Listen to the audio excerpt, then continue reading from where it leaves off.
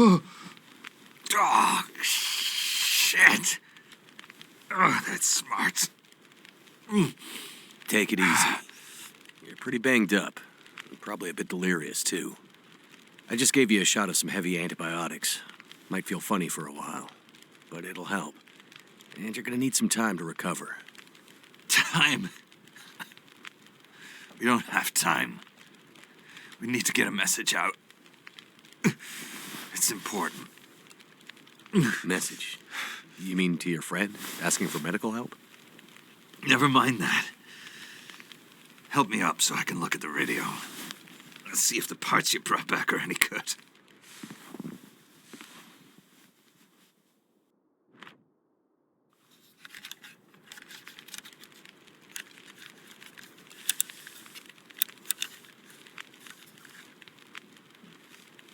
That's a military shortwave, isn't it?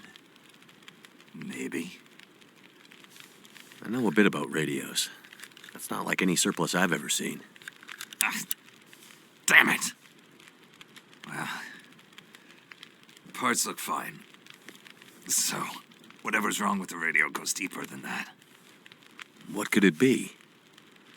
Something to do with the power. Fuses.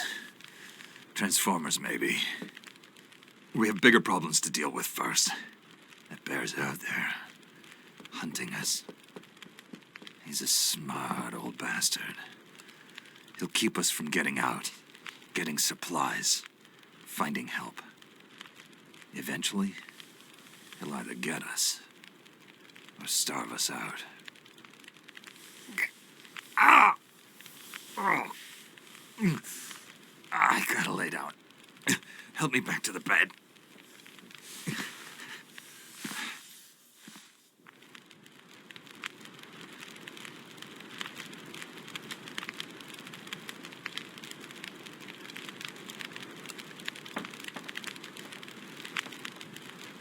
The dam was pretty busted up, like you said. Place was cracked open by the quake years ago and never recovered. Was already half dead at the time. Meaning? The dam dates back to the 60s. Industrialists from the mainland wanted to use it to power a mining town he was planning to build. But the bottom fell out of the price of coal, and he had to abandon those plans.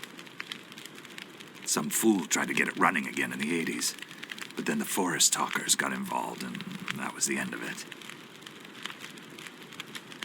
Pretty sure the quakes finished the job once and for all.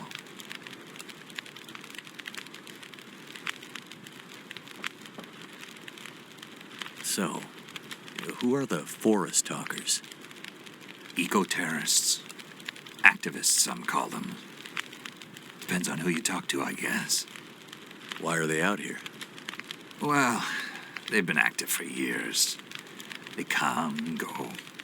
Mostly here to throw a wrench in the works for a variety of resource projects, mining, forestry mainly. They want Great Bear to remain a pristine wilderness. You don't sound like you agree. Oh, I've no love for industry. But this is the way of the world. You have something they want. They take it. Nothing much you can do to stop it. Well, judging by what I saw in the dam, I'd say the forest talkers are still active. Well, that's good news for you. Keep your eyes open for supply caches they might have left behind. Can you tell me anything about where we are? Well, this whole area takes its name from Mystery Lake nearby. It's kind of a wilderness preserve, though you wouldn't know it from the logging trucks. Not much around there, apart from some lake cabins that'll be locked up for the season. You've already seen the dam. Railroad passes through the area. Trains come through once in a while. Fewer every year. Whole area's mostly dead, most of the year. You sound like you like it that way. Yeah, I sure do. So, no other people living out here? You gotta understand. The collapse destroyed Great Bear. There's nothing here to stay for. You meet anyone out here? Chances are they're hiding from something. Or someone. And you? Why are you here? I have my reasons. What's this unfinished business between you and the bear? Me and the old bear. Every time we meet, we make a little trade.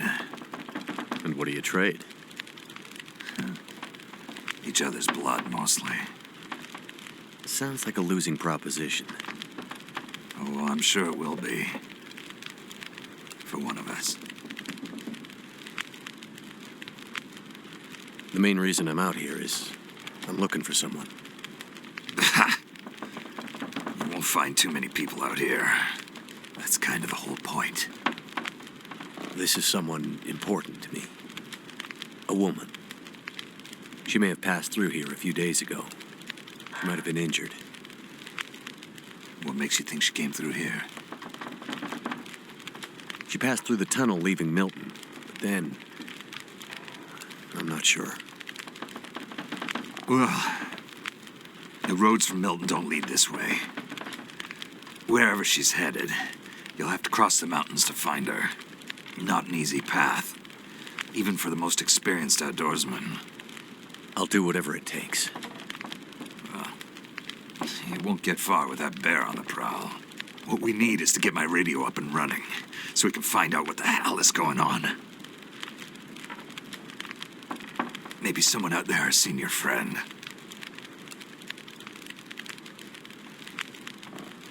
The woman I'm looking for.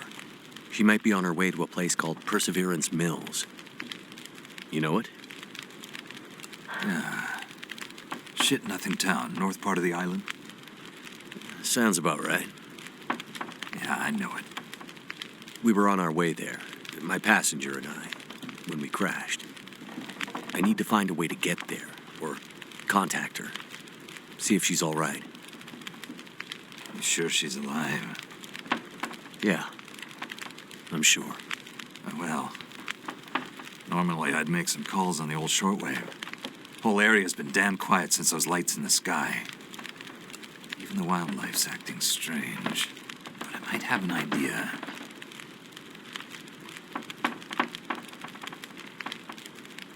What do you mean the wildlife's acting strange? You live out here long enough, you get a sense for the patterns in nature. Right now, the patterns are broken. Critters aren't behaving the way they should. It's like they're spooked or something. No, not spooked. But changed somehow. Best way I can say it is, things don't feel right. You said you had an idea. What do you have in mind? Well, it's a long shot. But I may know how we can find out about your friend. I'm listening. This shortwave, I use it to keep an ear open for what's going on. So how do we get the radio working? There's no reason I can see why it shouldn't be working. Well, what about more parts? Or another radio? We might find another radio. But I think I have a better idea. Problem is, it's no use with the old bear out there. Your path to a working radio, and our survival, is through that bear. We have to find a way to deal with him first.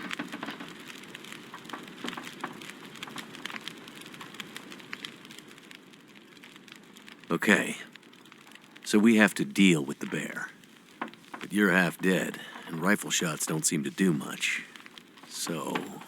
That's because the old bear, he's special. I've been hunting and trapping for years, and I've shot a lot of bears. But I've never encountered anything quite like him. A special bear like that needs special magic to bring him down. Magic? Don't worry, I'm not delirious. I don't mean literal magic, but we need the old knowledge, the old ways. What do you have in mind? There's an old story, local legend maybe, about one of the original settlers of this place. Spence. Story goes something like this. Spence shows up and sets up his claim shanty with his young family in tow. For generations, the family had been traders in the Hudson's Bay Company. Old voyageur stock, they say. Hard people. Survivors.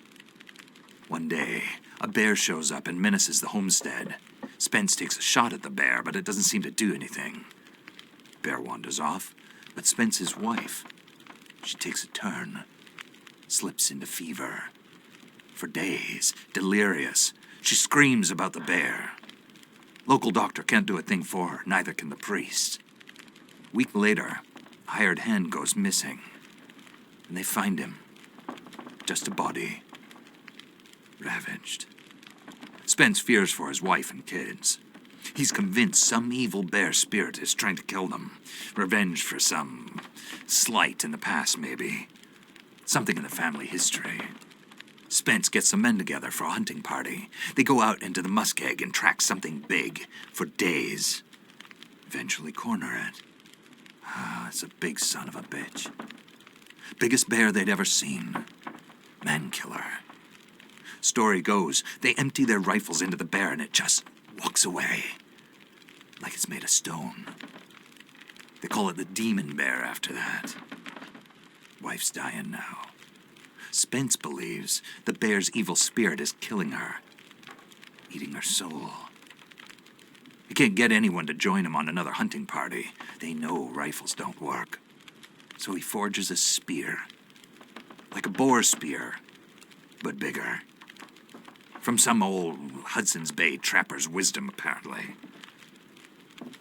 He goes out into the muskeg, disappears for days, and then one morning, the wife's fever breaks. But nothing from Spence. Some men go out looking for him, and they find him. Half dead, blood all over him, body torn almost in two.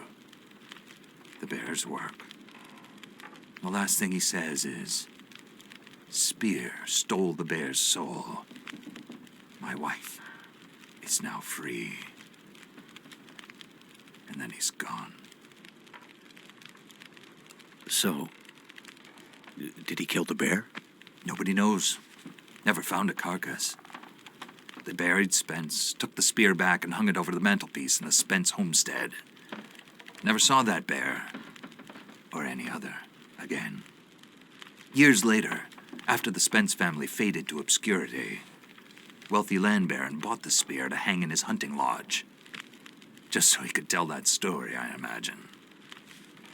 So, do you believe it? The story of the demon bear and the spear stealing its soul? No, of course not. I might spend all my time alone in the wilderness, but I'm not crazy. But the old stories sometimes have truths hidden in them.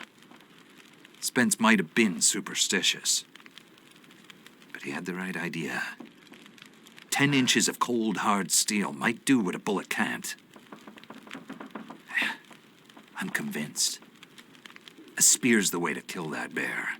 And you need to get Spence's bear-killing spear if we're going to survive the winter. The old hunting lodge is still there. A couple of days' journey south. Follow the tracks the other way, through the muskeg, and you'll find it. If the spear's there, get it.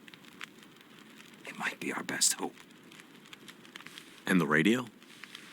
You deal with the bear, and let me worry about the radio. Now, let me rest. Good luck out there. Watch out for our demon. Right.